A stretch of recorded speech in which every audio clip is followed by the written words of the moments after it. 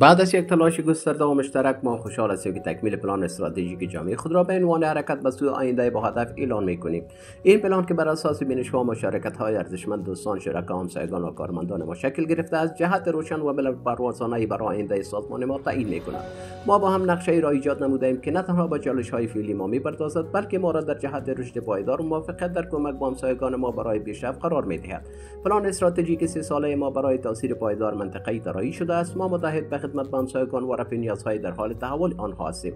با تسریع مشارکت استراتژیک با سایر سازمان‌ها، ما می‌توانیم خدمات و منابع ضرور را ارائه دهیم و قدرت و ارزش همکاری را نشان دهیم. ما یک سازمان توسعه جهان هستیم که به تعمیق دسترسی منطقه‌ای خود در ساحل خلیج تگزاس و مناطق اطراف آن اختصاص یافته است. تصور کنید که یک مادر مجرد به برنامه‌های آموزشی شغلی پیشرفته دسترسی دارد، در حالی که فرزندانش در یادگیری تعاملی و تجربیات غنی شرکت می‌کنند. مراکز اجتماعی پرجنب و جوش ما سرشار از انرژی و همکاری هستند و اطمینان می‌دهند که هر همسایه احساس قدرت و حمایت می‌کند. ما در یک زمان بر جامعه خود، یک فرد و خانواده تاثیر می‌گذاریم. در جریان پروسس برنامه‌ریزی استراتژیک ما به خودمان نگاه دقیق انداختیم.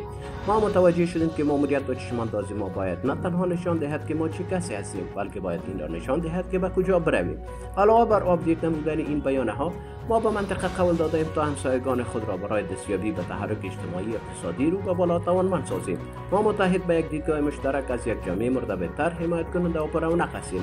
ماموریت و چشم‌اندازی آپدیت شده ما اکنون عمیق‌تر تعیین‌انداز شده و اهداف ما را ملموس‌تر و سفر ما را هیجان‌انگیزتر می‌سازد. این فقط آغاز سفر تجدید و شفافیت ما است. ما ارزش‌های خود را آپدیت نموده‌ایم و با افتخار اعلام می‌کنیم که بیکریپلی دارای هارت میباشد. به این معنی که کارمندان ما جامعه نگر، توانمند، پاسخگو، انعطاف‌پذیر و متفکر هستند که ما را هارت راهنمایی می‌نماید. ما برای خدمت، حمایت و ارتقای جامعه خود مجهز هستیم. هدف ما افزایش دسترسی به برنامه‌های ارتقای نیازهای جامعه، مشارکت با همسایگان برای دستیابی برای راه حل‌ها، تقویت شبکه شراکای خود و ارائه خدمات مورد ضرورت شما در صورت نیاز میباشد. ما با هم یاد خواهیم گرفت و رشد خواهیم کرد. در مورد چشم‌انداز جسورانه خود برای بیکریپلی هیجان زده هستیم. تا سال 2040 ما آینده را تصور می‌کنیم که در آن تمام همسایگان در جامعه ما با آموزش، مسیرهای شغلی پایدار و منابع ضرور دسترسی عادلانه دارد. چشم‌انداز 2040 ما فقط یک هدف نیست، این فراخوان برای اقدام از این به ما الهام می‌دهد که ما آن را بشکنیم و اطمینان حاصل کنیم که بیکریپلی مکانی است که در آن همگی می‌توانند در دنیایی که به سرعت در حال تغییر است بر رویاهای خود دست یابند.